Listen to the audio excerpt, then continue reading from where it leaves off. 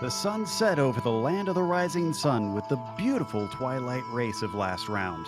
The Japanese track certainly produced some twists in our stories and some big drama between a few drivers.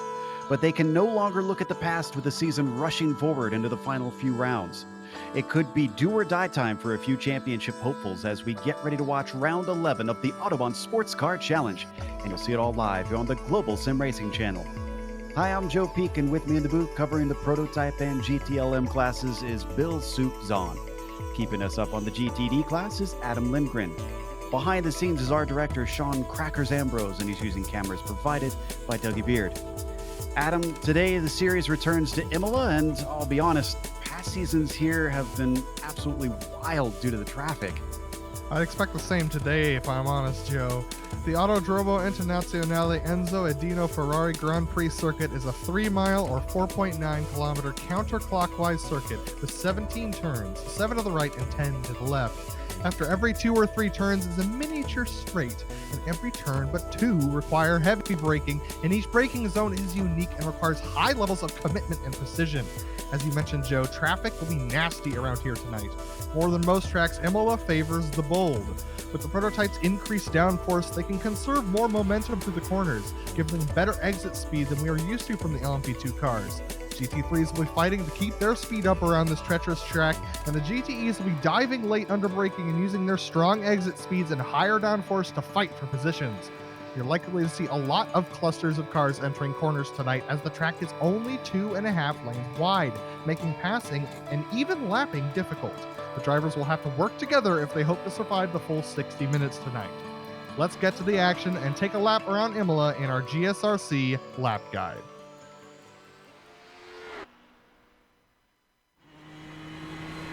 All right, we've got Taylor Burris in the GSRC 4 GT, so let's do a lap around Imola.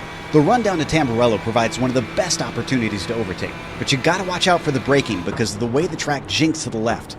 Also, keep in mind that this chicane has 3 apexes, and even though the last one is flat out, you don't want to pinch yourself too shallow entering it. Then there's a short burst to Villeneuve. Passes are a lot trickier here because the first half is rather quick.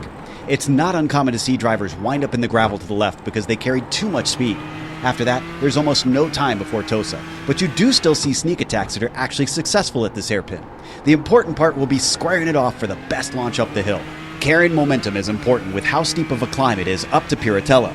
Bring it across the track at the blind crest and then get on the binders. This left-hander is surprisingly tricky to get the car down to the apex, and every car I've ever driven here has experienced bad understeer. Then you'll switch sides yet again and line up for Aqua Minerale. This is one of the toughest corners on the track if you ask me. You're braking and turning on the first half and then have to be ultra careful not to go wide at the exit of the second half. Once again, we climb out of the valley and head towards another good chance for a pass, the Alta Chicane. The big thing here is you don't want to be too wide because it's narrow and the curbs are very tall. You're bound to see a few altercations throughout the day at this part. Finally, we head back downhill one last time. The run to Ravazza involves a curved entry, but what really deceives drivers is the drop in elevation under braking. It's stupid easy to outbrake yourself, and this is where I've seen the most locked up wheels during the lap. The second apex also plays a critical role because of the exit onto the front stretch. It's the longest acceleration zone of the track, so you really don't want to leave yourself vulnerable. The rest of the lap might be follow the leader, but this is where the side-by-side action really erupts. However, if you've kept it all together, you've now finished a lap around Imola.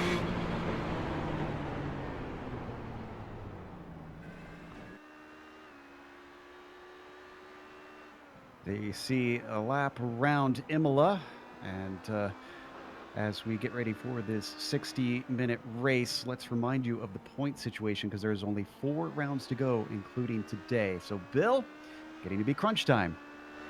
All right, let's go through this here. We got Jason Girard sitting way up on top. You know, you win 6 times. That's bound to happen. John Ulmer's got a couple win. Hey, Carter Cunninger's coming off his best finish of the season with the 2nd place last time out of Japan.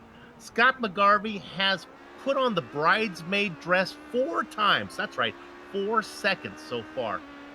And then you have Billy Smith. Now, this is interesting. Billy Smith is sitting this one out. He's serving a penalty due to conduct detrimental to the league.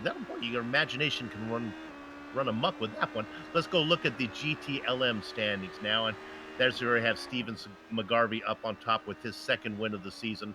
Picked that up last time out. Mike Young, man, he likes the big tracks. He's got wins at Le Mans and Road America. Jason Deep Free DeVries has a win at the ring. William Lasser's best finish so far was just last time at Suzuka, where he picked up a second. And this is really strange. Alex Simonik won the first 4 races, and since then the train has really come off the tracks.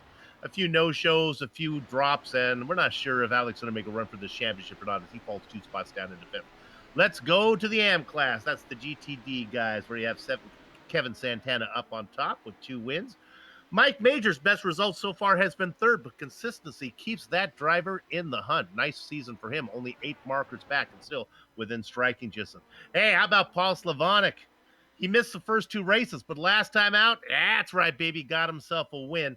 Shane Hunter's best finish so far this season has been 3rd, and everybody remembers Lionel DePratt getting the win at the ring. That was well done and a fan favorite experience there. Finally, looking at the team championships, you have SRN Orange up by 61 points. You know, that's not all that much when you consider you got several drivers chipping in points up there. You can see that they got Stephen McGarvey as the big guy run up there, but also Mike Young scoring points. SRN Gray, that's got Gerard doing the heavy lifting. Actually, it's all Gerard, but man, when you win so much like that, he's got a chance at the win. Down a spot into 2nd, that's Lamberti West. Ulmer having a harder season than one would expect. And now with Smith picking up a suspension, don't look for that team to move up. TMC Crimson sitting in 4th. And hey, welcome to the overlay for the first time ever. This is Lap Rats Racing. They got Kungdinger, Lindsay, Majors, and Sockrider. Good to see them on there. Yeah, they're 256 points back, but they get a little love from Soup. All right, Joe. Yeah, the top 5 in the points, always a bit of an accomplishment in this series. So, Adam, in case we have viewers who've never watched the Autobahn Sportscar Challenge before, what are the race details for today? All right, we have round 11 of 14 here at the Autobahn Sports Car Challenge. Here we are at Imola. We have 3 classes, the prototype, which is the HPD, the GT11 cars, which are you're very familiar with, the Porsche, Ferrari, Ford, and BMW, and the GTT, which is the Merc and the Audi. Setups are open, but we do have some restricted fuel to force some pit stops. The race distance is going to be 60 minutes, so expect 1 pit stop tonight. And the incident cap is 24, which is very low for a track that seems to pick up a lot of off tracks and contacts. So that's going to be very interesting tonight. Certainly keep an eye on who is abusing that. Hopefully we don't get anybody disappearing into the ether. Right now, qualifying is going on, and it is the prototypes, the overall poll that is being contested with John Ulmer up at the top, Gerard coming around, and he gets himself up into 2nd, but not into the top spot. So it looks like the big cheese has found himself a little bit of pace here in Italy. Passing easy enough here, but hard enough where you don't want to be too far back. Now, we had a fascinating qualifying, Adam, for the GTD cars. It was not only tight all the way to the end, but let's talk about that last lap coming around as well. Yeah, definitely. Lionel DePratt held the top spot for most of qualifying, but in the last lap, both Tyler Gilmette and Kevin Santana both put in cranking laps, and Gilmette managed to take pole by only 0.046 of a second, which is really tight, especially considering they both completed those times in their final lap. A really, really tight race for the qualifying, which means it's going to be exciting down to the first couple of corners.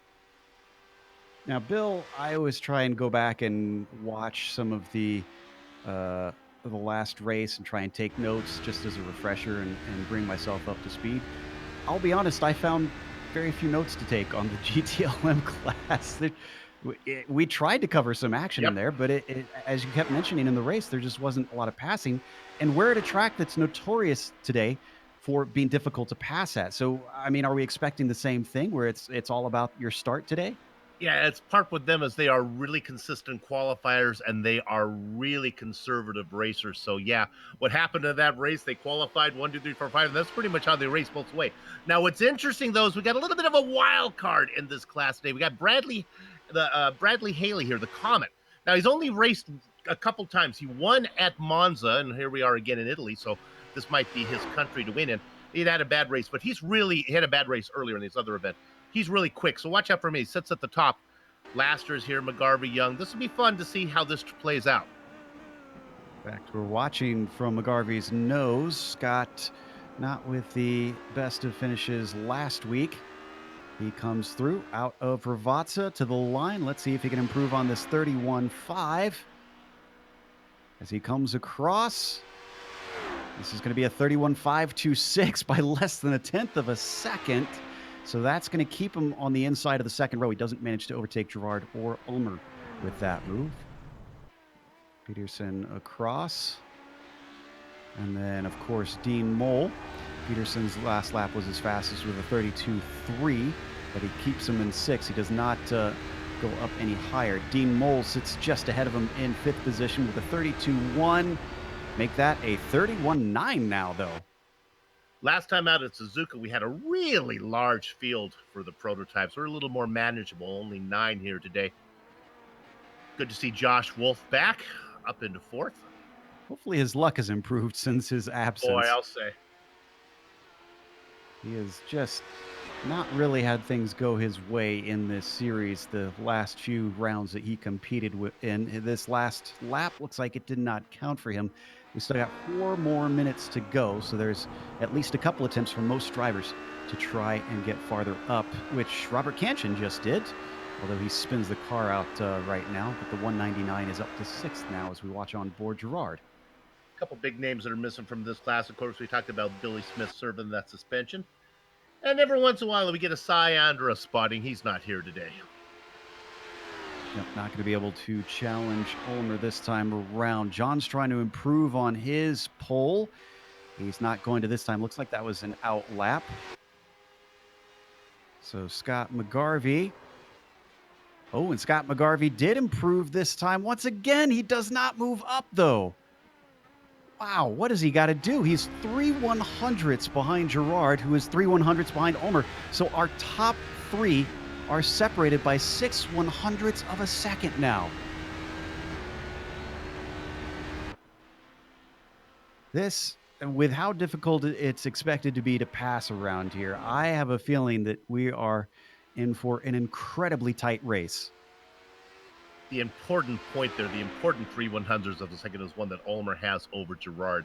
Having Ulmer out in front makes this thing very interesting. Let's see what Gerard can do. He's coming into Rabassa right now. Tell you what, though, Adam, besides these prototypes, you were telling us about how tricky some of the corner exits are around here for the GTD cars as well. It sounds like even though they got some paved runoff, it can be a little slippery. Yeah, especially around Piratella, I saw a lot of drivers having some trouble there. Oh, Jason Gerard goes to the top of the standings. Wow, that's impressive. He does indeed. It's not by much, though. McGarvey and Ulmer are still pretty close behind him. So we'll get to your thought in a second. McGarvey improves and goes to the top himself now. And Ulmer's coming by. One more. Let's wait before we change topics here. The 902 should be on a hot lap. Let's see if he can also up it. No, he had an off somewhere. Wow, so that shake things up. Let's go back to your thought, Adam. But things shuffling around a lot. Yeah, definitely. I think we're seeing the track temperature decrease, which is helping with that, which will also help with traction off of these corners. As we said, yeah, the track temp's 83 and decreasing. So Piratella is where I've seen most of the GT3s really struggle with their traction. Also, exiting the Ake Minerale is also very difficult for them. They're just struggling with traction from the rear of the tires right now, so it's very difficult. And I think they'll find that as the race goes on, it'll get easier, but only once they do the pit stops. So it's going to be a challenge for them to try and find traction for the first stint for sure. Let's see who is still out there, because it looks like McGarvey's taken his car in and he can't come back out. So Gerard comes to the line for another attempt at a fastest lap, 33.7. So that's not faster for him.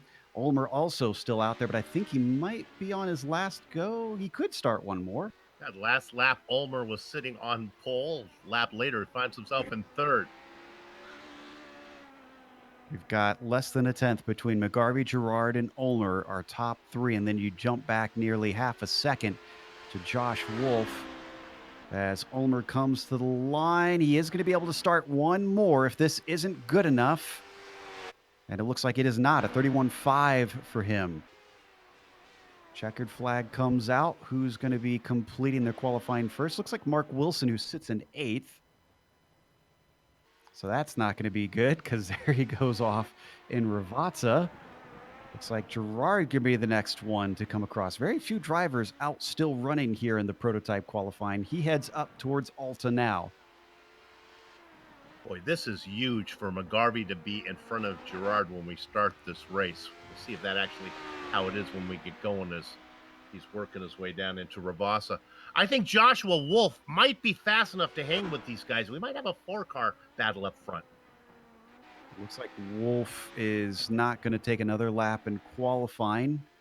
Jason and Ulmer are still out there. So is Sockrider. Here comes Girard.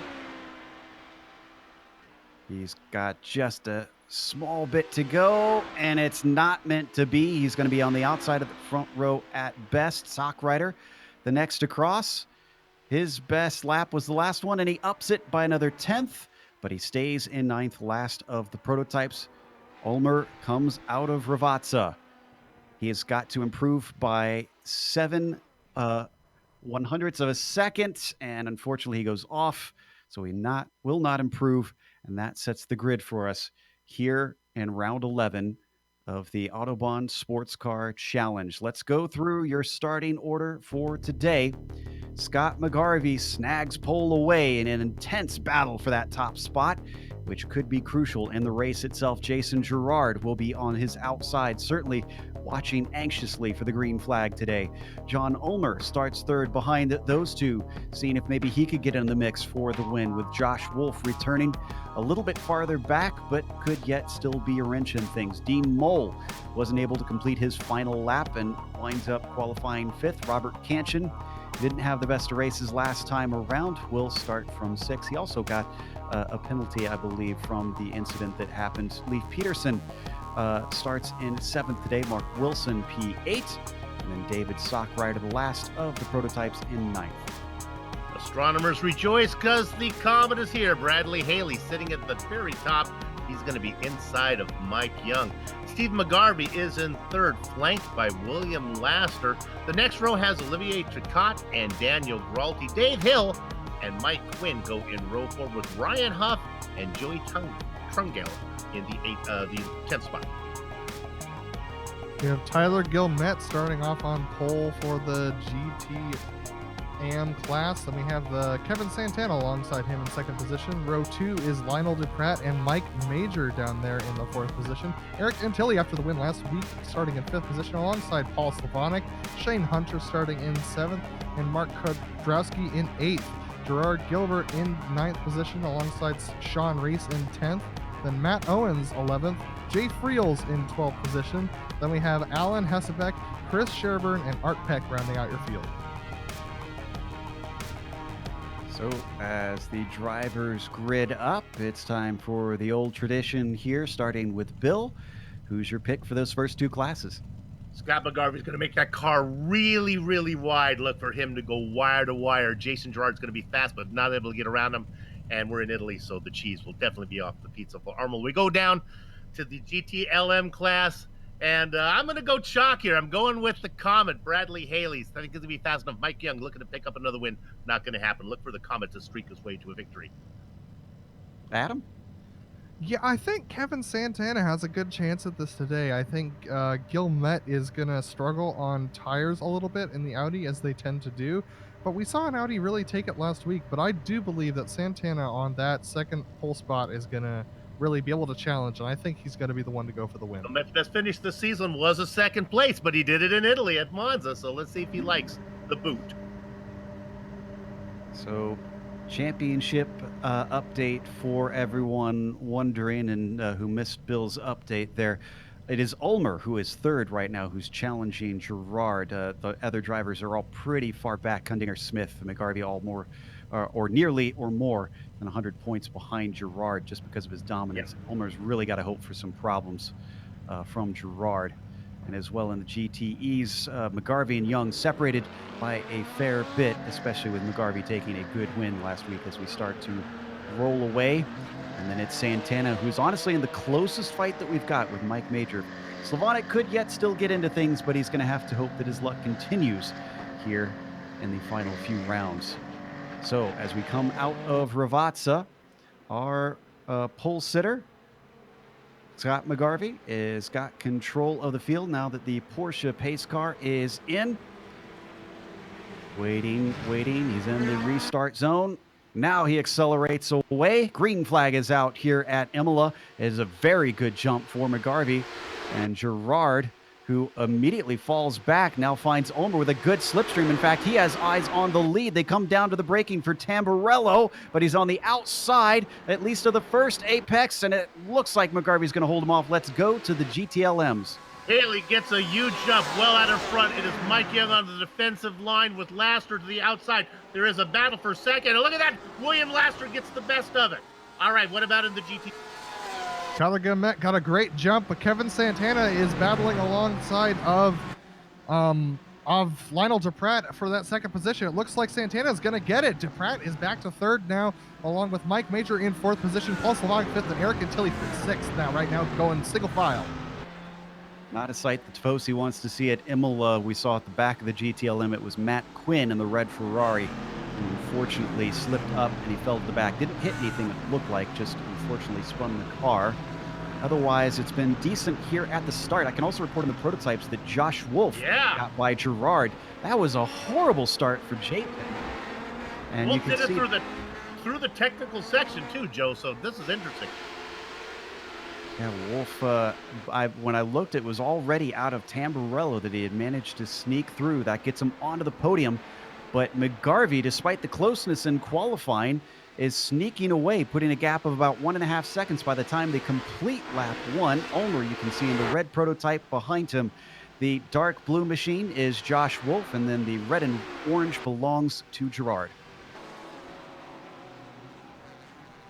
We head back to Haley, leading the GTLMs. He is putting a good gap between himself and second place William Laster for the moment. Mike Young follows him not too far behind, but the closest battle is between Young and our winner from the last round, McGarvey, who closes in on the front stretch.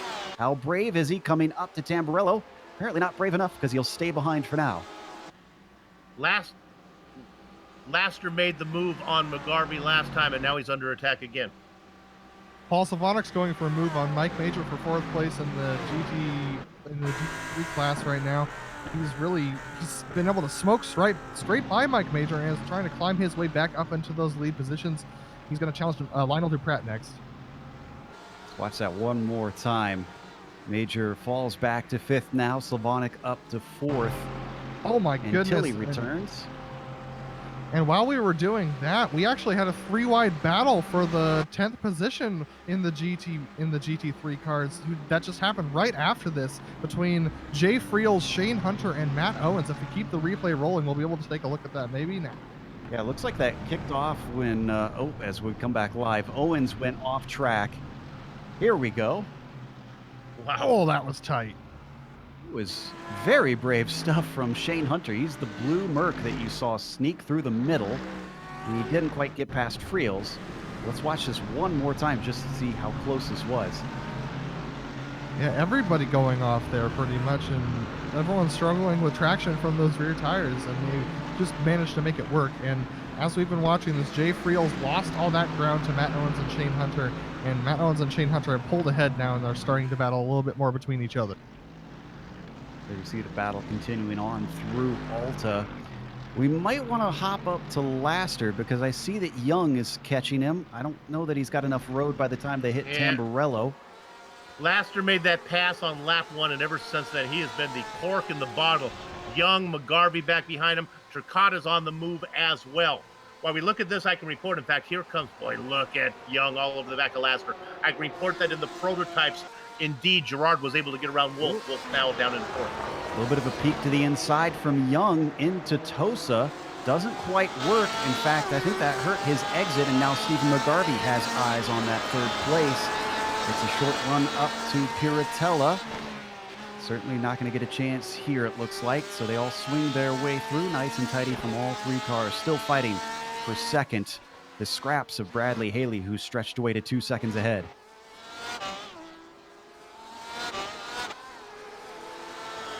And the prototypes, McGarvey is having it his way, comfortably up. Uh-oh. Yeah, Mark Kudrowski just spun around, and he's trying to recover now, but I believe it was just a spin. Doesn't look like he has any damage on him, but yeah, he just spun coming off that corner there. So we got a little help from Sean Reese, but that was after he already started spinning. Ooh, there wow, you see yeah. the contact. I was coming out of Tulsa, and they were really line astern, and I believe it's possible he slings it in there and just starts spinning, and yeah, he just gets collected a little bit, but no harm, no foul. He'll just get back on track and try and make up the ground now. And did Gerard just get by Wolf? Yes, he did. He did that a while ago. That was several laps ago that happened. So now that Gerard has been freed up, can he try to catch Ulmer? Ulmer actually has reeled McGarvey a little bit back in. Now, for some reason, Daniel Gralty is in the pits. I'm checking to see if he had contact with anyone here. I'm not seeing an incident quite yet. Yeah, it would be too early. He might have picked up. I think he got a slowdown damage. penalty. Yeah, I saw a slowdown penalty as well. It looked like he just pulled off, and it must be a case of he didn't serve it well enough, and he had to come in. Good call, Joe. And spend some time in the penalty box, unfortunately. Boy, the action is William Laster, if we can go there for a second. I just don't know how long he's going to be able to hold back. What happens is Young makes an attack on Laster. It doesn't work. He loses momentum, and that puts him right into the clutches of Stephen McGarvey. These guys are hungry because they are losing touch with the tail of the comet, which is Bradley Haley, who's running away with this. Don't forget, Turcotte is hovering around behind. If they do continue to squabble like this, it could quickly become a 4-car battle. They come across the line to start another lap. This is one of the best places to try to get a pass in. And though they are all in line in the slipstream, these GTE cars just a little too slippery, unfortunately. Young closes, and once again, just can't do anything with his run. Now, Bradley Haley's racing just for pride. He's not really in the mix. Laster sits fourth in the points. He's only about 6 points ahead of Deep Freeze DeVries, who's not here today. But the real battle is between Young and McGarvey, who sit first and second. Young's back by 31 points, and there's an off, but he's able to save it. That's Stephen McGarvey. Boy, he got that curb really hard, and that sent him into the gravel trap. A lot of time lost. Let's watch on the replay. Let's also hope that he didn't get too much damage under the car.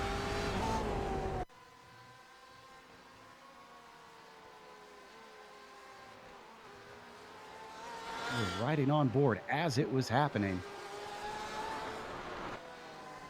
Just way wide off into there.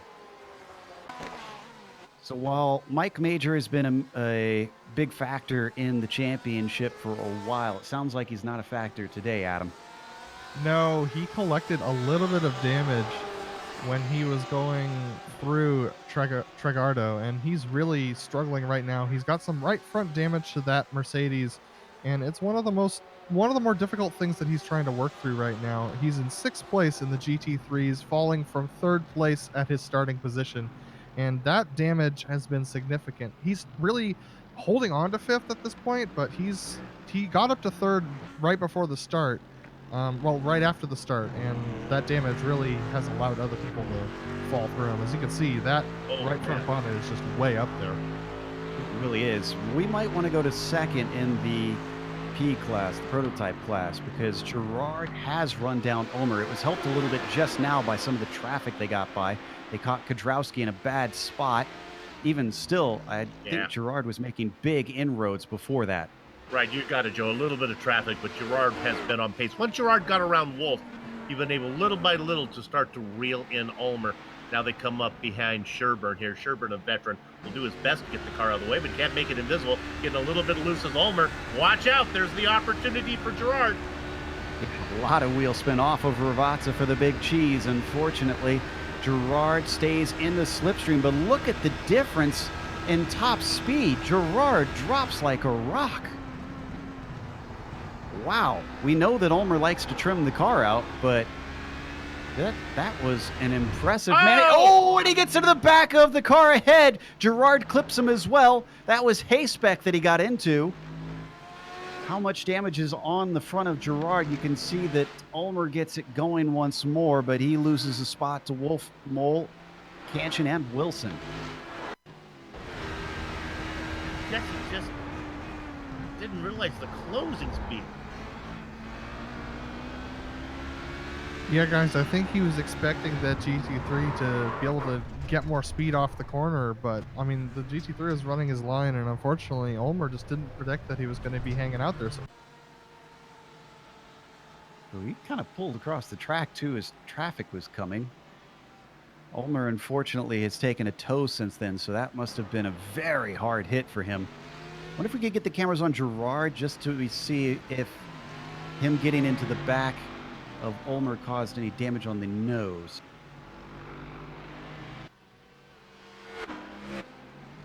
And can't see any, but it looks like we need to duck over to the battle for the lead in the GTD class because Guillemette under threat from Santana. He's going around the outside into Tamburello. He's deep on the brakes, but not deep. Oh, when they come together, they spin in front of a bunch of other cars in the class. Santana continues on. Slavonic gets a position from it. Duprat, unfortunately, turned around. Yeah, Duprat was in the blue car there. He was able to kind of snake by, actually help turn around. Duprat's in the striped car. That's Guillemette. You'll see in the orange and white get tipped. Pratt gets caught up in it. Slavonic, apparently the luck is still with him because he snuck through there beautifully. yeah, I think we had a little bit of netcode there, guys, but also there just wasn't much room left for Santana on the inside of that corner. And I guess it's on Santana to back out of that considering he didn't really have the position, but at the same time, he's trying to battle for that lead, so really unfortunate. Slavonic extremely lucky to get by there with no damage. And Santana just handed over the lead to Slavonic. I wonder if he's not aware that that wasn't the car that he ran into, because I'm not sure that that's really going to prevent a penalty of some sort if the stewards deem it so. What a bizarre chain of events. So that moves Paul Slavonic from what was, I want to say, fourth up to first within a single lap. He could be looking at his second win in a row. So, Joe, you're saying if I steal your wallet, I can't give it to Sean to get off the hook, right? I have to return it to the person I steal it from.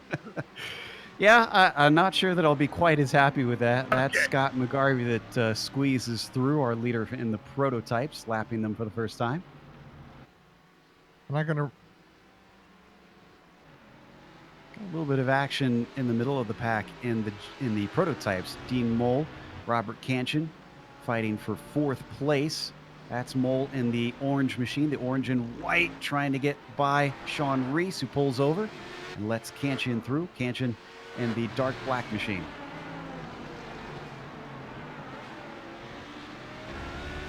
Watching from Bobby's perspective. A little bit far behind, about 3/4 of a second down the road from Dean.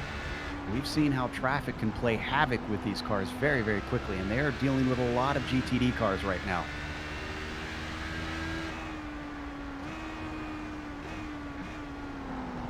And Dean Mole, not that far behind Joshua Wolf, as those guys are looking. Wolf now in a podium position in third with the problems to Ulmer. Yeah, but either he's struggling with traffic or he's lacking pace or something, because I feel like he was a little bit farther ahead from Dean when last I looked. Dean goes by Intilli. Intilli with a nice podium last round. And Suzuka, but currently sitting in P4. By the way, Gilmet has had to come in and get repairs after that contact. His suspension must have been damaged from that slight tip to the right rear. You talked about Antilli. Yeah, he was really impressive last time. There's a name to keep an eye on. Eric. Yeah, and he's already doing really good, guys. He's up to P4 in that GT3 field, and most of that's because of that accident that we saw, but he's been extremely safe and consistent, and he's trying to claw his way back up to Duprat.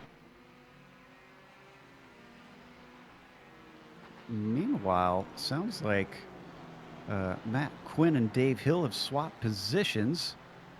Trying to see where this happened. Looks like it was on the way up Tosa. I think Hill just had a horrible exit out of the hairpin. And I think he actually lost a spot. He lost one to Huff and to Quinn. You're right. Yeah, that's 2 down for him. Huff up to 6, Quinn to 7th, Hill falls to P8. Don't need to go there. I can just report. Remember that Gerard got into it with Ulmer. Gerard's really off the pace now. It's been he's lost about 2 seconds to Scott McGarvey. McGarvey really opened it up after Gerard had contact. Impressively, he's still 5.5 seconds ahead of Josh Wolf, though. Yeah. So, Josh Wolf struggling. Oh, and Dave Hill is coming into the pits. This is very, very early. I'm not even sure if he's in the pit window. So not happy with the car as it is. We'll find out if this is scheduled soon enough. Dean Mole in the meantime. As we switch over to Dean Hunter. Shane Hunter, excuse me. Yeah, Shane Hunter is chasing down Sean Reese. These two have been battling for the last 2 laps about, and Shane Hunter really climbed his way up to Reese just recently after losing a couple spots after going off at the beginning of the first lap. And so he's trying to claw his way back. He's on a recovery drive, guys. Through Tamburello and out of that first chicane down towards Villeneuve. Hunter not close enough in that 927, but the number 7 ahead of him could easily slip up at any moment, especially with we've seen through these chicanes. The curbs certainly wreaking havoc on a few drivers.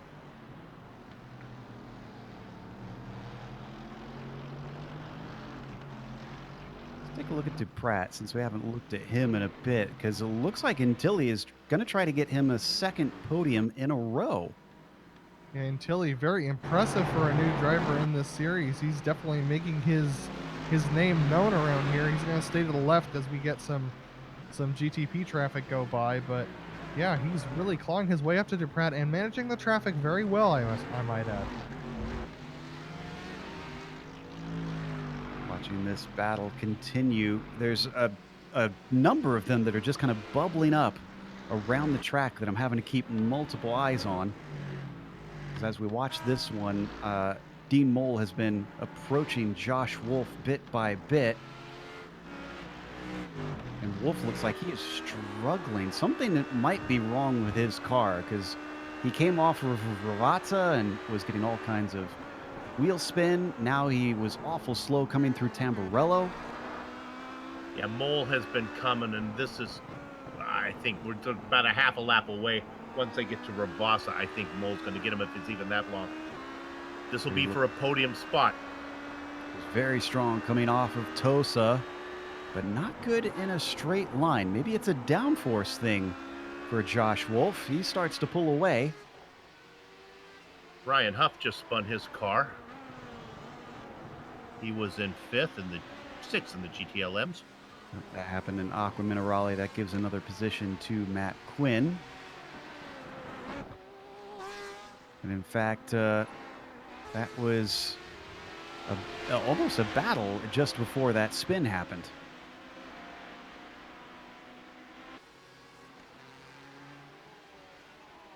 Back to Sean Reese and Shane Hunter. Hunter closes down the gap just a little bit more. It's 0.3 between them now. Don't forget Daniel Gralti back there. That is for overall position, but not in the same class. Gralti running the BMW M8 from the GTE cars with his early problems is trying to come back through. And with him not really having anybody to fight, he unfortunately has to show a lot of patience here so as not to interrupt these two cars who are for position within class. Yeah, Hunter's way more comfortable on the first half of the lap, whereas Sean Reese seems to understand the second half of the lap down to the first couple of corners a lot better. But Hunter looks like he's really closing in quite well right now. Ooh, great exit off of Ravazza for Giralty. And that is going to allow him to at least get one, I think. But these GTD cars can be awful quick in a straight line themselves. Giralty now is able to get through, and that is going to split up their battle.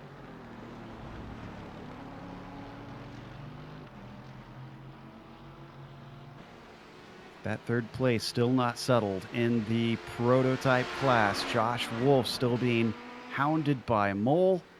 The number 79 takes it through Alta. Once again, just can't get up behind him right when he needs to. Let's go to McGarvey. McGarvey just got the pass on Young. Young had been following Laster for so long, and finally McGarvey gets around him. Now let's see what Steven can do. Let's watch how this kicked off, because it looks like Young just coming out of Ravazza. Watch the rear of the car here. Whew, just nearly gets away from him. Yeah. And McGarvey pounces on it. Great save. This is the view from Steven.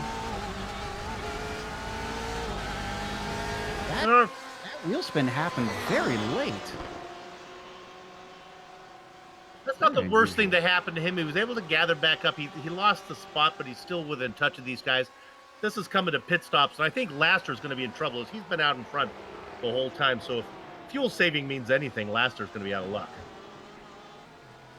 Yeah, I'm not sure that they'll do much fuel saving here.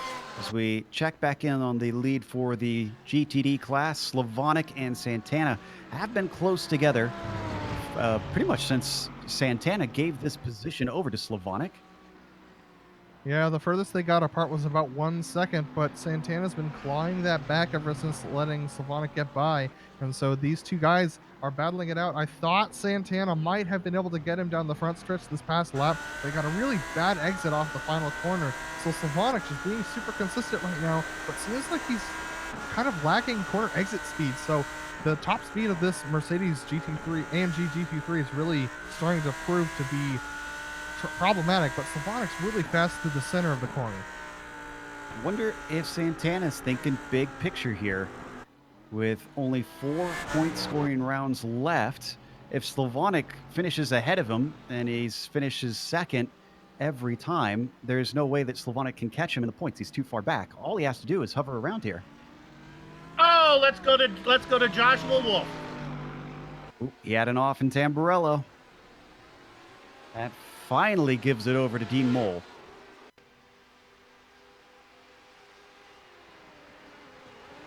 He had been pulling away from Mole, but you see him get loose there, and then there it goes. Well, when things got hairy for the Wolf, unfortunately, he just could not hold on. Well, Dean now up onto the podium. Based on the fierceness of the animal, you would figure that a wolf would have it over a mole. I didn't even think about that either. Certainly pulling a bit of an underground podium here as Dean has got himself quietly up to this spot. He qualified in 5th. Really hasn't had that spectacular of a race. He's just been making slow inroads.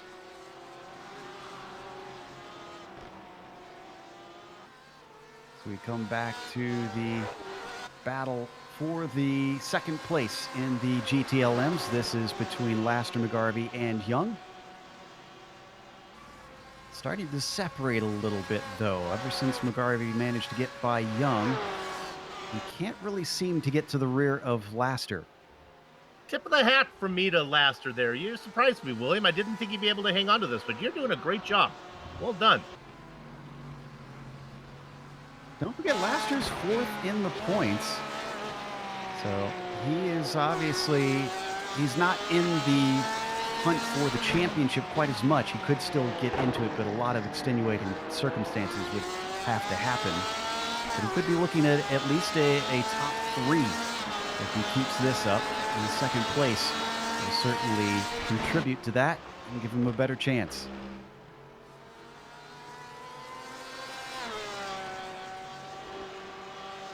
Gonna have a little bit of company in a moment. This is second place Gerard coming up behind them. Surprised Gerard hasn't taken an early stop. Sorry, Bill.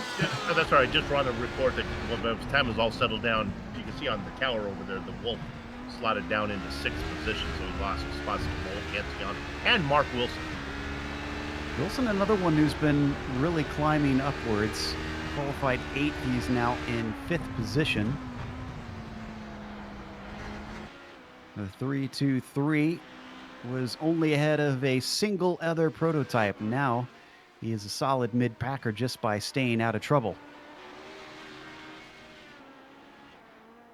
You know, it might not just be third place for Dean Mole. He's gaining on Gerard. In fact, he's gaining quickly. Now, yeah, Gerard is in a pack. Well off the pace, so he's lost another 2 seconds to McGarvey. Working his way around Kudrowski there, and now gets underneath, that would be Chris Sherburne. Yeah, now Dean Mole has to deal with all of these. Oh, as, who is that off? That was Sherburne. That was Chris Sherburne. So he manages to return without any major dramas, doesn't lose the car. I wonder if he was just put off by the traffic coming through. This is our GTLM leader that's coming up. Yeah, guys, the GT3 tires are really starting to go, but he went really deep into that braking zone, and he stays off the track here, which is interesting. So it's possible that he might have just been concerned about that traffic and just wanted to get out of the way. Yeah. Speaking of concerns with traffic, I think Dean Mole we're now explaining what happened with that gap going down, because it's gone all the way back up to 4.2, and he's finally clear of everybody. So Gerard has been able to pull away now that he was in clear air, and Dean Mole was not. Yeah, it was 5 o'clock on the 605 here that Mole had to go through. Meanwhile, Olivier Turcotte being chased by Matt Quinn. I talked about the Tifosi not being happy about him falling all the way to the back at the start of this race. Well, he's gotten back to 6th. And this could be a top 5. In fact, it is going to be a top 5 because now Turcotte's going to pit. Now Quinn will have to make good on that clear air, see if he can jump Olivier in the pit stops.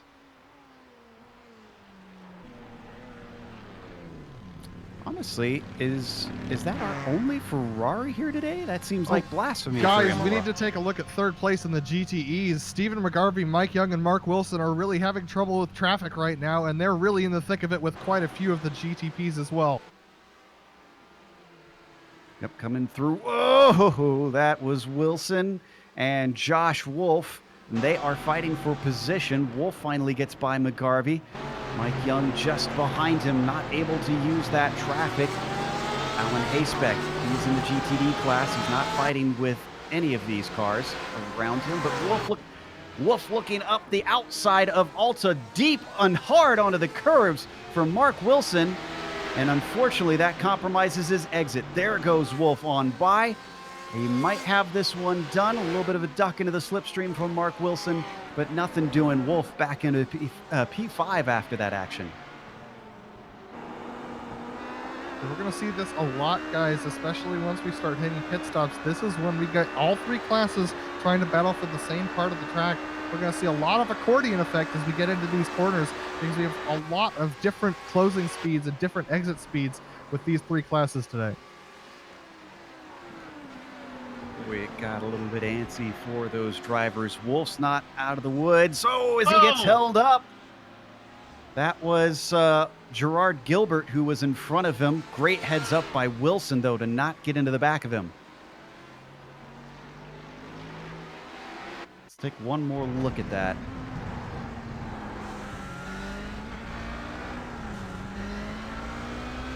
he had nowhere to go in that situation. He just the GT3 just went to the inside of the corner, and that's just left him no space to go. He was expecting him to take his own line. Oh my goodness, as Mark Wilson really dives it late there to try and get past the GT3 of Matt Owens behind them. They're doing a really good job of scything through these fields, but you can tell that Wilson's on a charge. Yeah, he wants that spot back from Wolf. He got a taste of a top 5 and said, I want a little bit of that. Some more, please. They come up to Alta up at the top of the hill. Both drivers really pushing hard into that chicane. Matt Owens has spun William Laster for second position in the GTVs. And Laster gets the worst of it. He's turned around. Owens in another class. This is a GTD car to the outside. Didn't have him cleared. I'm trying to figure out what exactly happened here. I mean, to be fair to Owens, he's got to turn it given a whole lot of space. Yeah. I just think that Laster didn't anticipate how large the Merc is, and so he took it wide to try and get a good line through the corner. And as you'll see, there's just no more room for Matt Owens to go. That's since the Porsche turned around and gifts second place to Stephen McGarvey.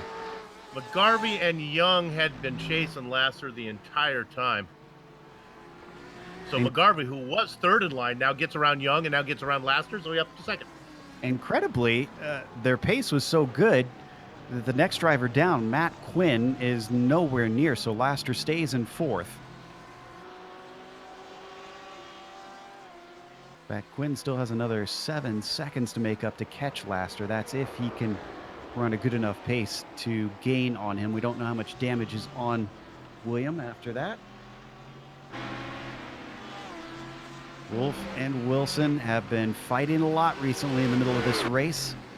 That battle for P5 is not done yet. Whoa, what happened there? Wilson deep into Ravazza. That's Wilson just... Did he outbrake himself or what? Because I can't imagine that he would be able to come from that far back on Wolf unless Wolf just broke way too early himself. I mean, he's done it on the GT3s earlier, Joe. I'm not sure that this... Well, make a trip to the post office. He sent it. Unfortunately for Wolf, it was a very aggressive move. Now, he did give the position back, it looks like, because Wolf is ahead of him now. Well, there was an apex there until there wasn't. That would look worse, except for the fact that somehow Wilson got him wound up. I mean, and made the corner. So. Oh, that's what amazed me. I was like, well, yeah. he didn't exactly slide off into the gravel. Right. There you can see he hands it back. As that's happening, we've got a couple drivers coming in for stops. Quinn and the GTL Lems look like he is taking his scheduled pit stop. I see Hunter in.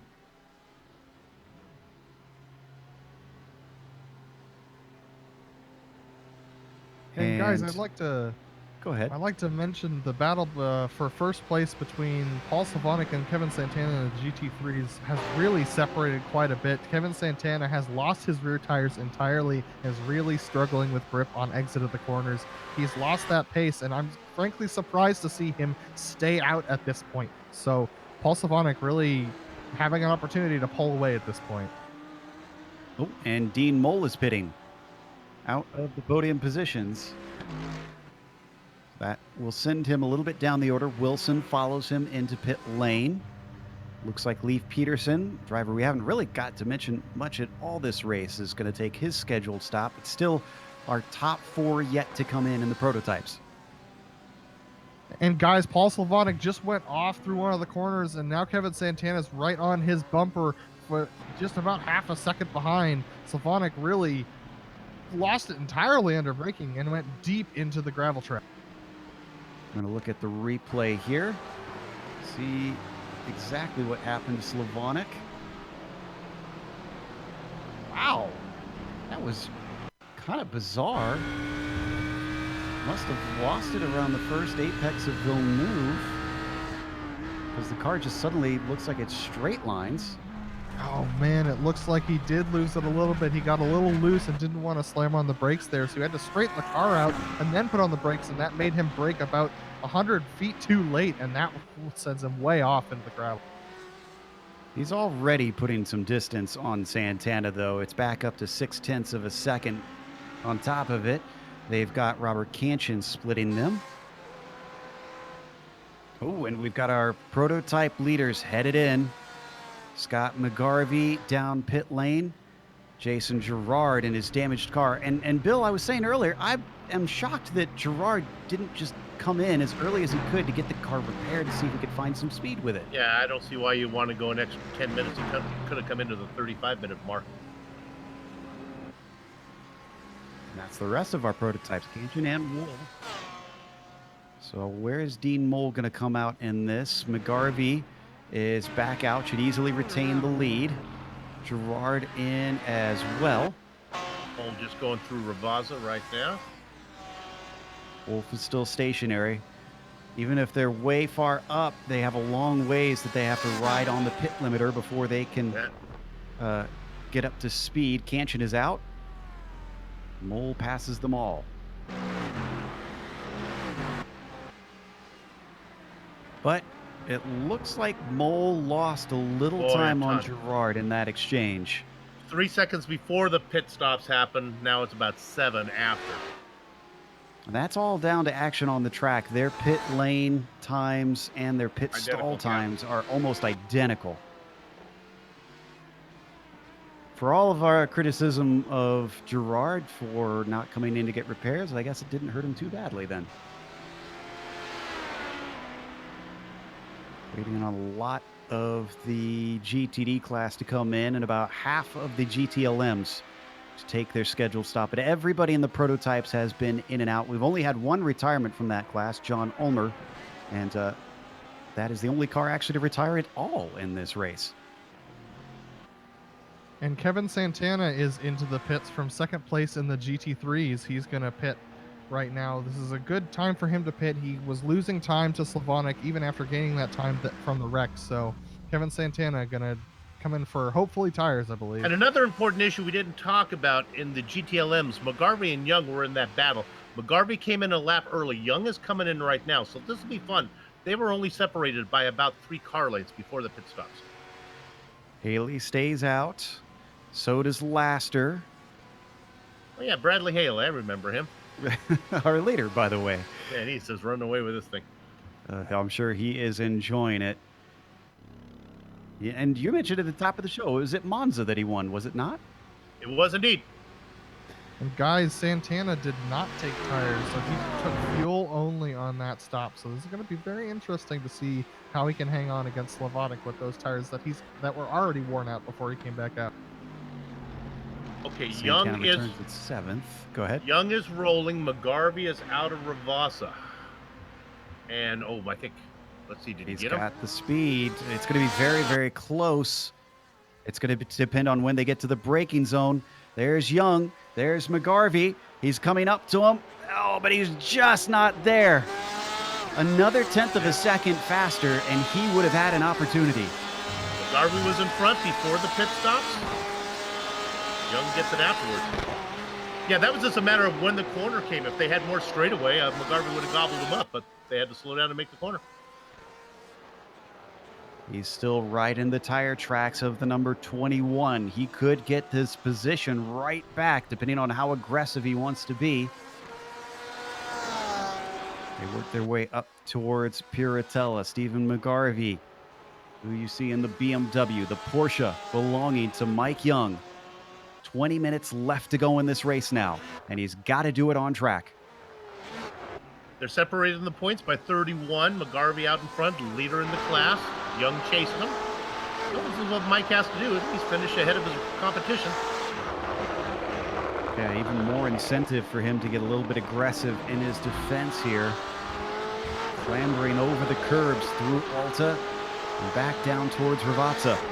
This is our closest fight in the GTLMs, and this is for what is currently 4th place. It will improve positions because we're waiting on Laster and Huff to take their pit stops. Speaking of which, Huff's in. Good run off the corner for Stephen McGarvey. He's going to feel a little bit of that toe. Is it enough of one? The cars pick up speed, 160 miles an hour. A little bit of a defensive move from Young as they come down to the braking for Tamburello, just planting it in the middle. And McGarvey can't make it happen that time. Remember, McGarvey's already made the pass on track once. He's coming to do it again. He is following extremely closely. All it's going to take is one little slip up, which isn't that what did it before, honestly? Young spinning his tires out of Ravazza. And Paul Slavonic is in for the lead of the GT3 championship. I will let you know whether or not he comes out ahead of Santana. It's a close fight we need to keep an eye on for sure, but out of Piratella, Mike Young still holding McGarvey at bay. Coming out of Aqua Minerale now. Ooh, this is looking very good for Steve McGarvey. It's a short run, but he is right there. He looks to the inside, and now he ducks back to the racing line. Thinks better of it.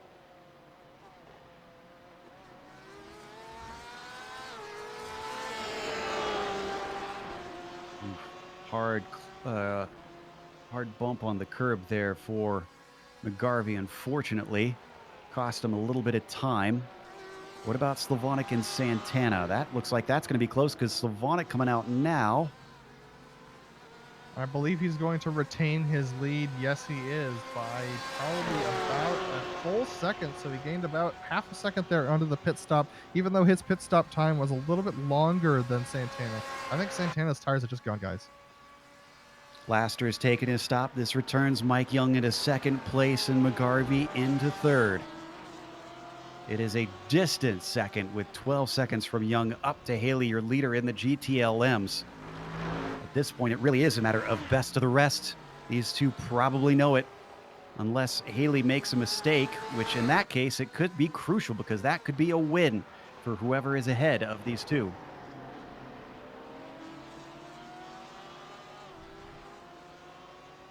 Out of Tosa and up the hill. McGarvey's been looking. Talk about a mistake happening to Haley. That's been known to happen. Unfortunately. Certainly not impossible. Look at him close coming through Aqua Minerale. Even closer this time than last time, but he doesn't get the exit that he needs. Almost a carbon copy of him poking his nose out and then coming back to the racing line. What makes this even more entertaining, it's not just two drivers, it's two manufacturers going at it. Yeah, pretty evenly matched. Porsche, the BMW, yeah. Oh my! Got him wound up. Woo. And that's not when he wants to interrupt his momentum, because this is where he wants a good shot off the corner. I don't think he's got it this time. A few more of our GTDs have come in and out of the pit. Sean Reese is one of those.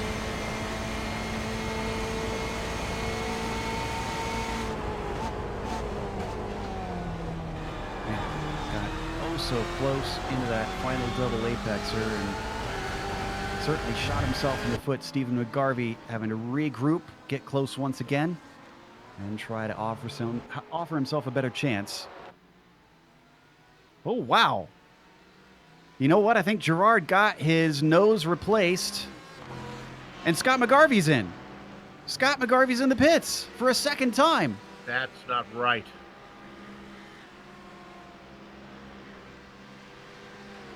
Oh, what? No. I don't see him as... Oh, there was contact. Where was this? This lap, about halfway through this lap, I believe. Let's see if we can find it. I can't... It was that was in... It was in contact. Ulta. Yeah, right here. I think that's where it was. That's what it was. No, it'll be side-by-side contact. It could be right here, perhaps. It was. He did get touched at the first apex. We couldn't see it from that angle, but Turcotte got into the back of him. huge ramifications. We're going to see if we can find this one. You know what corner it was at? 'Cause I'm not seeing Yeah, that. I've lost it now, so I can't. Yeah, that's all. The only but- contact that I could find was through Alta. Got his nose chopped off. Yeah. Yeah. I would not think that would need to send him in unless it just hit his suspension absolutely wrong. So Gerard once again finds himself leading this race as Scott McGarvey looks like he has called it a day, has left the car. Looks like he does not have intentions to return. And this also, oh no, D Mole was in second place. Is he going to be able to keep this? Because he's off track. Out of Ravazza. Did he touch the wall? Oh, he hit the wall big time. I was just about to say, this is going to be a second place for the number 79.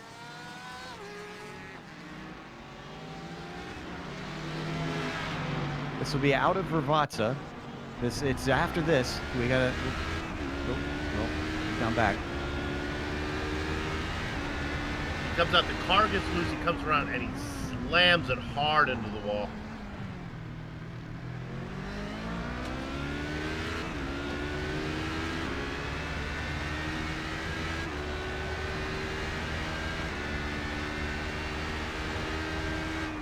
Riding on board. Just swings off to the left side. I'm not sure if he's going to be able to stay ahead of Kanchan after this. Oh. So the gap, 5 seconds to Kanchan and falling. Guys, 5 seconds with 13 minutes to go. Go ahead. can we take a replay of Joshua Wolf just about 15 seconds ago? He had one of the scariest moments I've ever seen in a GTP car. We have the injured car of Gerard Gilbert on the left, and you will see him close this gap and make a dodge I've never seen. Woo! We get an onboard of that.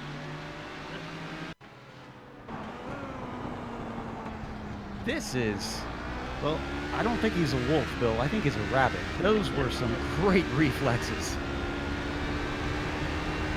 Just very stressful moments here. Watch this. Oh. Oh my goodness. And giving Friels the space that he needed too, because he could have dodged all the way to the right, but there was that green GTD car in the way. Just to update you, I'll be surprised if Mole is able to hang on to second. He's losing time hand over fist to Robert Kanchan. Did we lose our lone Ferrari? What happened to Matt Quinn? I do not see him in the server anymore. Like you said, Joe, that does seem right to come here and have just one Ferrari. I think we're going to have a change of position in second in the prototypes because Mole is limping. Robert Kanchan, who was looking for a little bit of redemption after Suzuka, might find it because he is about to move into second place. Boy, the front of the prototype field, Bill, is just cursed today.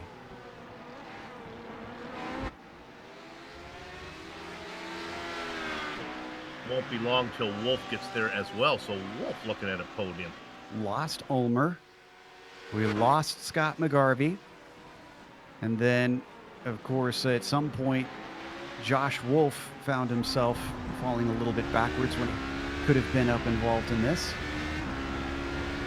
Guys, I can report that Matt Quinn had either significant engine or suspension damage that came from flipping a curb, so he had to park it and he had to bail out. There's second place for the 199. Kanchan started this race in 6th position and is now solidly in the podium. But I think the woes are not over for Dean Mole because here comes Josh Wolf. Boy, Wolf has been up and down, has he not? He really has. I'm curious what positions he's crossed the line in during this race because I'd say he's had everything between 2nd and 6th place at some point. Meanwhile, as we look at the battle for 10th in the GTDs. Yeah, Jay Friels is really struggling on pace right now, so Chris Sherburne and Gerard Gilbert are really trying to get by. Gerard Gilbert getting really close to the back of Chris Sherburne here. But yeah, Jay Friels really struggling with braking right now. And report that Wolf did manage to get by Dean Mole and is now into third, just after he left. Gonna steal you away to Mike Young. This is getting interesting. Remember this battle with Mike Young and McGarvey. This is for second in the GTLM. Sorry about this one, but it really got tight. McGarvey all over him. They had to let the car go through. That was Sock Rider went through, and now McGarvey is really stalking. Coming through Tosa. Ooh, he's close off of this one. This is a great run. You're right, McGarvey is looking for something here. He's running out of time, and he's got to try and make it by Mike Young to prevent him from taking points out of his lead in the championship, and he's only got 10 minutes to do it. Ahead of them, that is second place in the GTDs, Kevin Santana. They're going to catch him on the run up to Alta. Is he going to lift and let them through? Remember, he's trying to chase down Slavonic, and he's only 2 seconds behind right now. Not going to let him through there. McGarvey's Mike Young. McGarvey's in good position here through Roasa.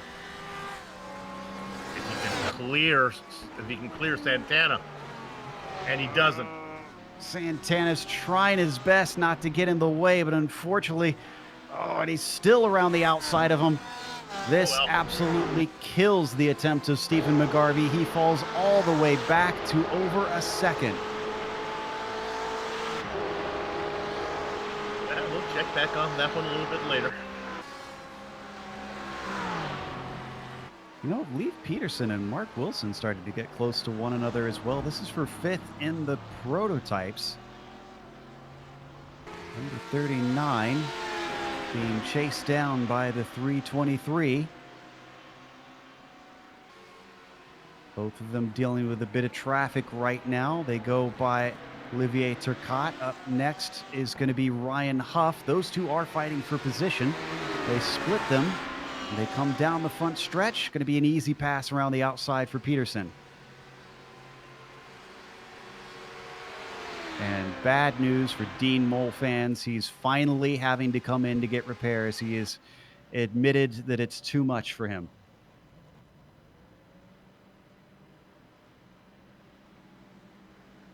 Through Tamburello, Wilson not able to use that traffic to good effect. Peterson's going to stay ahead. And this gifts them 4th and 5th place now with Dean Mole pitting in. Ooh, let's go back to that battle for 10th. Jay Friels now being caught by Hunter Adam, and he's got a shot down the inside. Yeah, Jay Friels' lack of braking ability has really shaken up this battle. He's pretty good on exit, though. He's trying to challenge Shane Hunter back.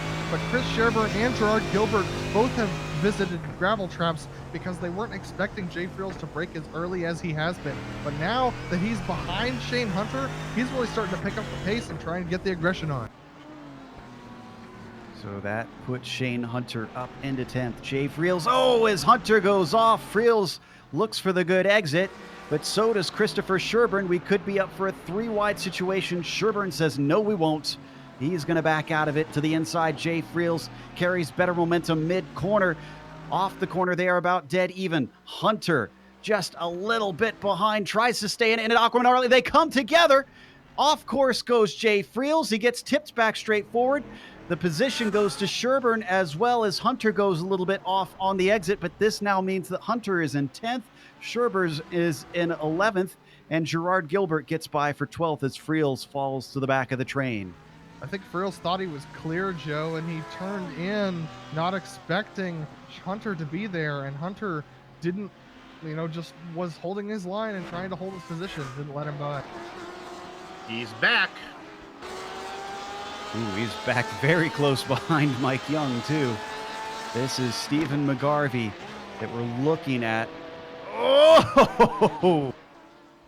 They must have brushed ever so slightly going in there, but both drivers hold on to it. Again, this is for 2nd place in the GTLMs. No traffic to get in the way of McGarvey this time through Ravazza, and he has just the distance back. He should be able to get a good run out of 15. Let's see if he does it here. Oh, I like this situation.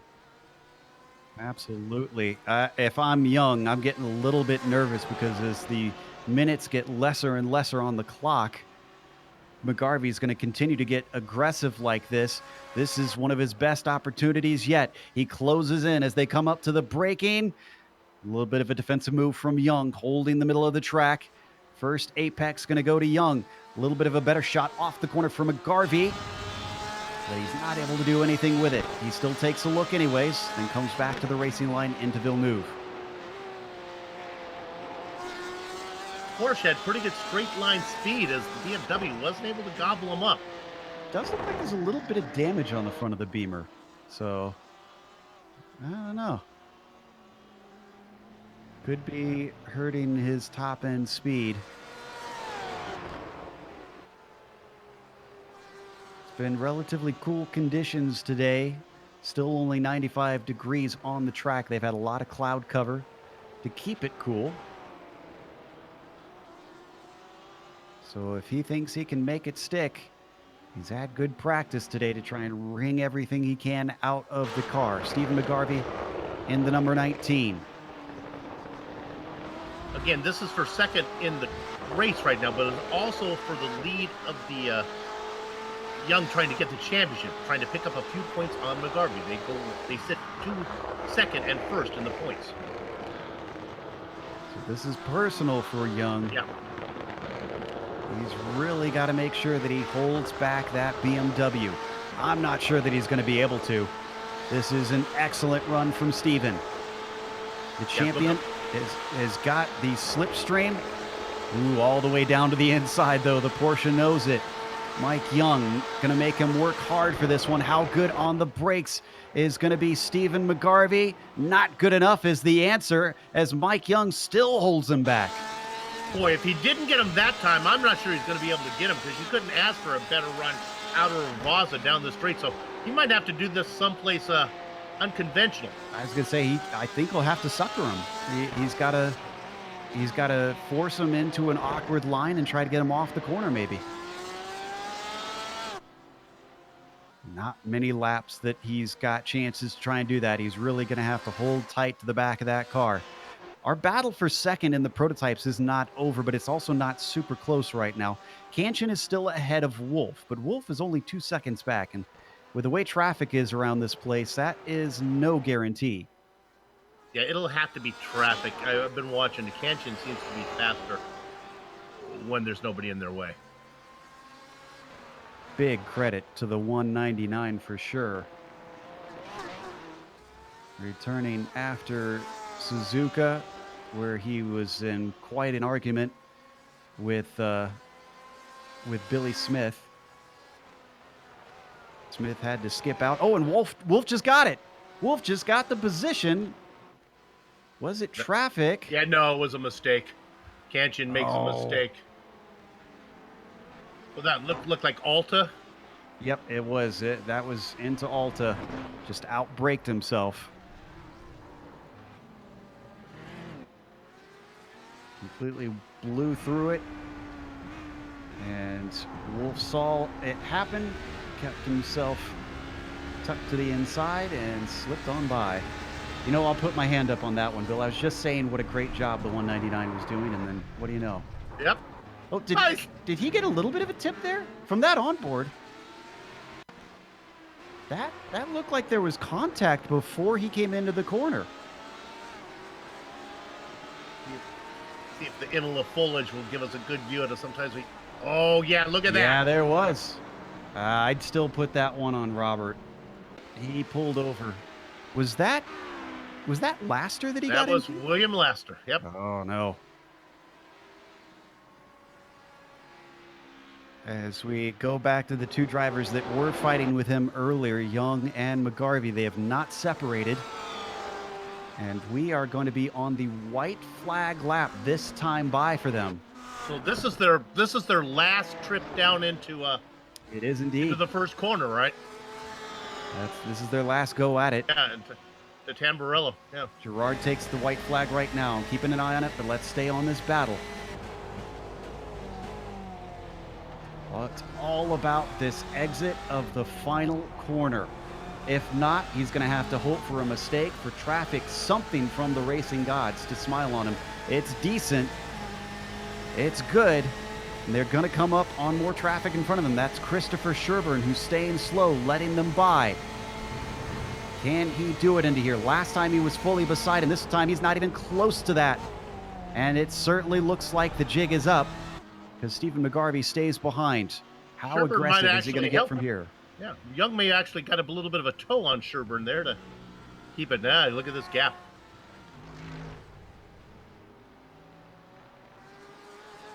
Girard into Aqua Minerale, about half the lap to go. I'm trying to figure out where our GTLM leader is in comparison to our prototype leader. So it looks like he'll be our next one through. Yep, he'll be next across the line. We can stay on this just a little bit longer. Oh, and now we've gone to Jason Girard because he's got these 2 apexes to go. Win number 7 now for Jason Girard. The championship looking all the more likely for the 0-2 victory here in Imola. We're going to have to get a replay. We'll catch it later. Young got into it on the last lap. This is going to be exciting. We'll come back and get the replay. Let's watch Haley come across the line. Haley comes to the line now. The number 5 taking his second win of the season as well. His second Italian track of the season. You can see Mike Young. Oh, this is going to be awful close between Young and McGarvey to the line, but I don't think that Stevens got it in him. Young is going to get that second place. Just behind them, coming out of Ravazza right now, is Paul Slavonic, the 528. He couldn't get a win for asking for so long, and now he gets back-to-back wins. This one in Italy. If we're able to get a replay, oh, sorry, have you called it? There he comes. Yep, that's the win. So, yeah, let's look at that replay. It's our 2 battle for seconds. This is a battle between Wolf and Canchian and Young and McGarvey, and they all come together at the same spot. Oh, there's big contact between Canchian and Young into the corner. I am shocked that Young was able to come away with that second place after that hit. So there's Wolf ahead of Canchian in the prototypes. Wolf goes through. Canchian's got to follow. Canchian gets into Young. McGarvey watches the whole thing happen, but he can't get around him. Yeah, McGarvey's onboard would be a great view of this. Onboard McGarvey would look McGarvey fantastic. would be good. We'll take one more look at this. And this, when it all comes out in the wash, they finish in the same order they were racing. At least there's not going to be too many hurt feelings about that one, then. Wow, I mean, you can see how much he moved that Porsche. I would have thought for sure that he'd have been damaged and slow. Wolf gets second, Canchian gets third in the prototypes. Young hangs on to second, McGarvey gets third in the GTLMs. Yep, that wraps things up for the race, but we still have our post-race show to go through. So you definitely want to stick around because after this break, we're going to have the unofficial results as well as driver interviews. And on screen, you'll see all the upcoming races here on the GSRC.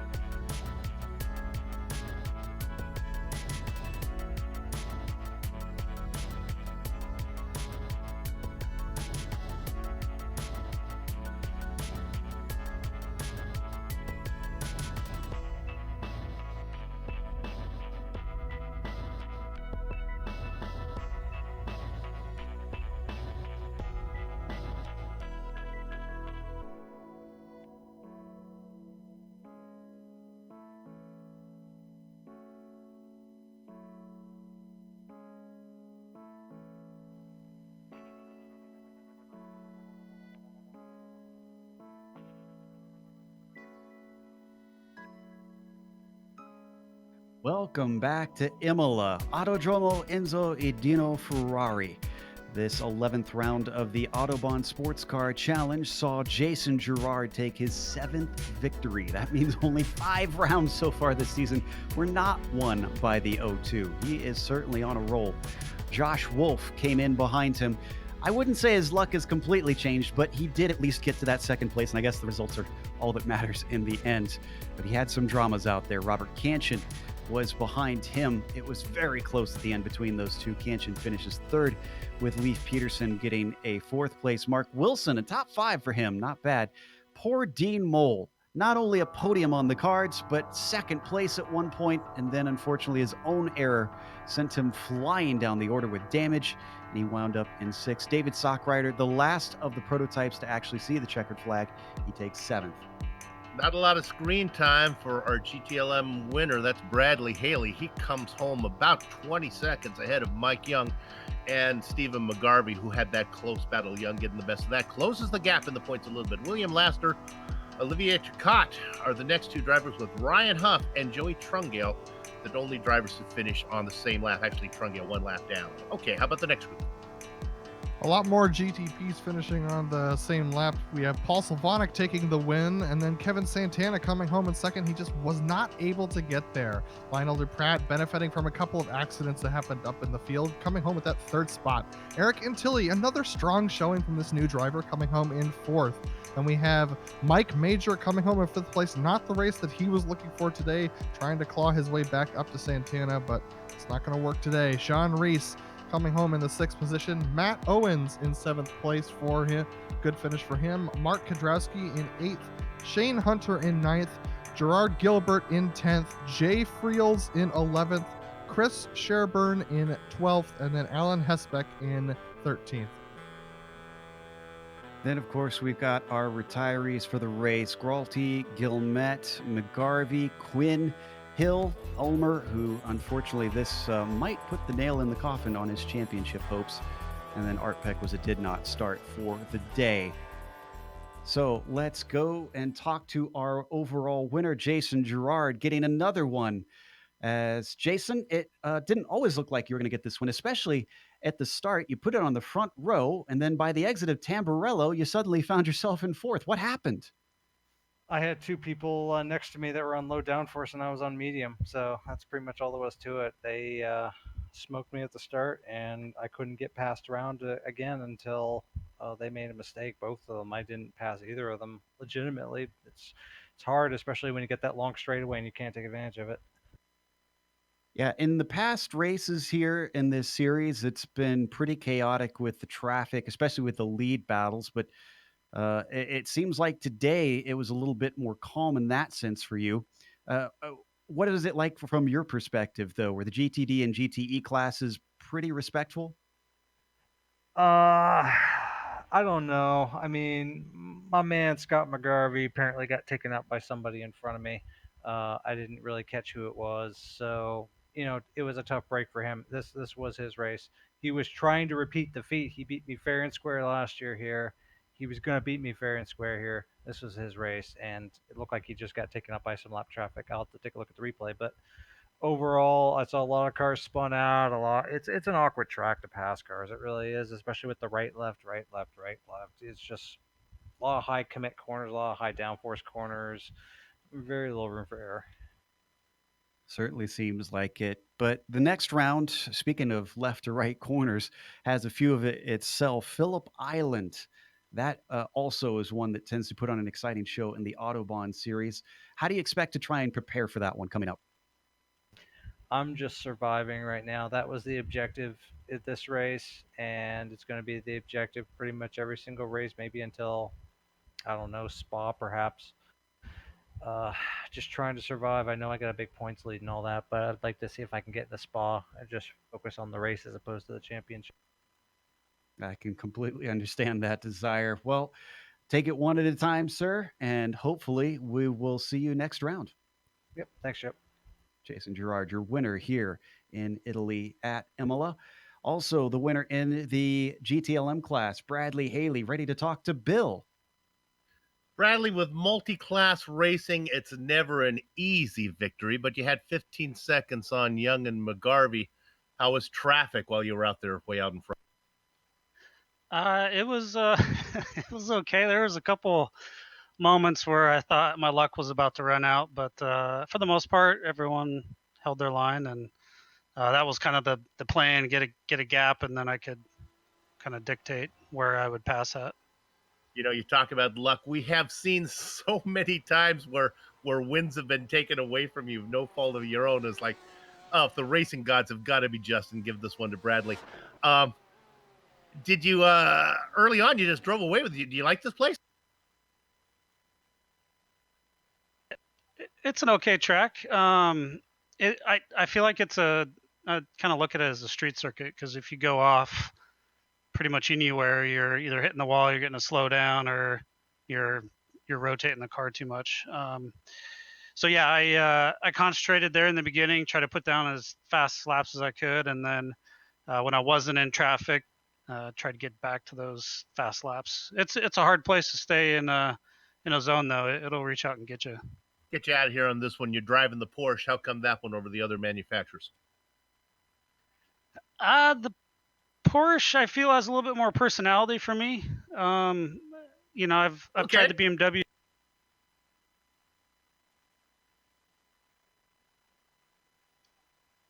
I guess we lost Bradley. A little more personality, Joe. That's what you're looking for, and not only in an automobile, but in a spouse as well.